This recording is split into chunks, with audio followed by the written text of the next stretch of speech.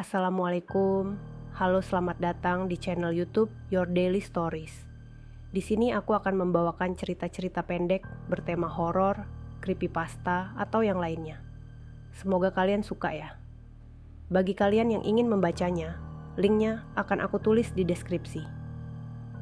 Langsung saja ke ceritanya.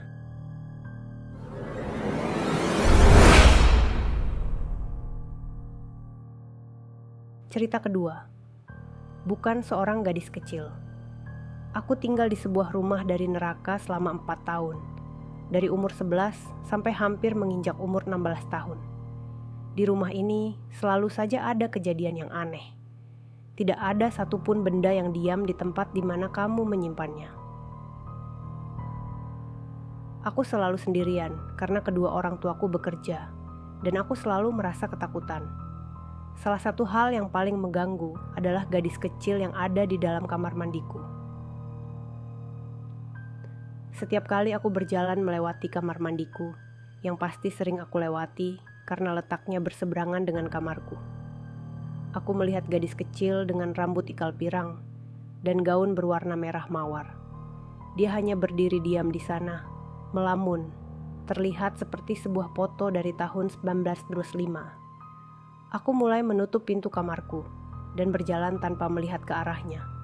Tapi dia selalu ada di sana ketika aku membuka pintunya. Saat aku melangkah melewatinya, aku tidak bisa lagi melihatnya, tapi aku bisa merasakan dia ada di sana. Aku merasa kasihan padanya, karena dia terjebak di sana, sama sepertiku, tapi dia terjebak selamanya. Tahun pun berlalu, dan kejadian dalam rumah ini menjadi semakin parah. Dan dia mulai terlihat semakin menggelap. Aku mulai merasakan kalau dia bukanlah seorang gadis kecil. Aku tahu ada sesuatu yang buruk tentang rumah ini, dan aku merasa sesosok bersimpati kepadaku. Kemudian, aku pun mulai berpikir kalau aku sudah gila. Suatu hari, saat aku berusia 14 tahun, aku mempunyai teman dari luar kota yang akan datang menetap tinggal bersamaku selama 1 minggu. Aku tidak mengatakan apapun padanya tentang rumah ini, karena aku berpikir dia tidak akan datang jika aku melakukannya.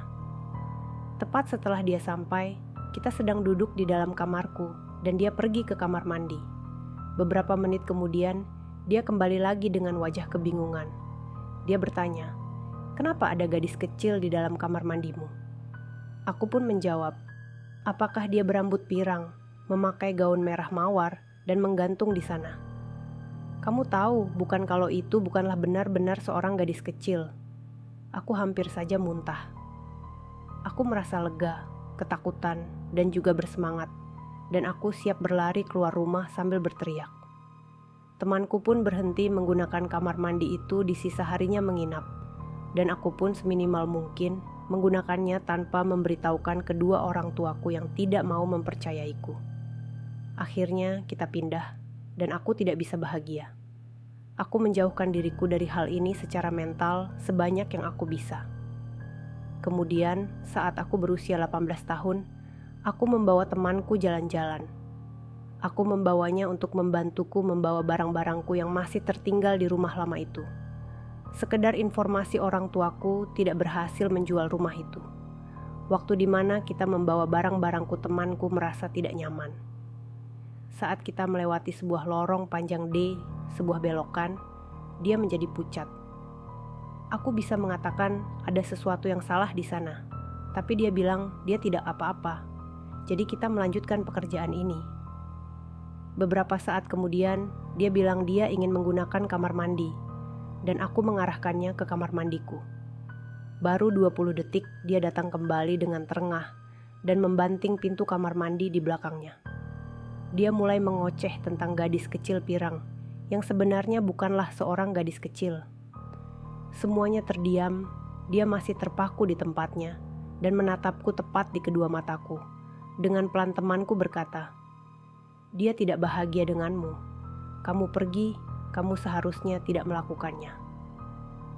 Kita dorong apapun yang bisa kita raih dengan kedua tangan menuju ke mobilku. Setelah aku mengantarnya ke kamar mandi, lain yang berada di luar rumah dan menunggunya di depan pintu, dan keluar dari rumah neraka itu dengan kecepatan tinggi. Dari pengalamanku, aku bisa mengerti bahwa aku tidak pernah tahu banyak tentang orang lain, sampai aku mengambilnya satu persatu secara terpisah untuk melihat bagaimana semua ini bekerja. Oke, sekian cerita kali ini. Bagaimana menurut kalian? Silahkan tuliskan pendapat kalian di kolom komentar ya. Sampai jumpa.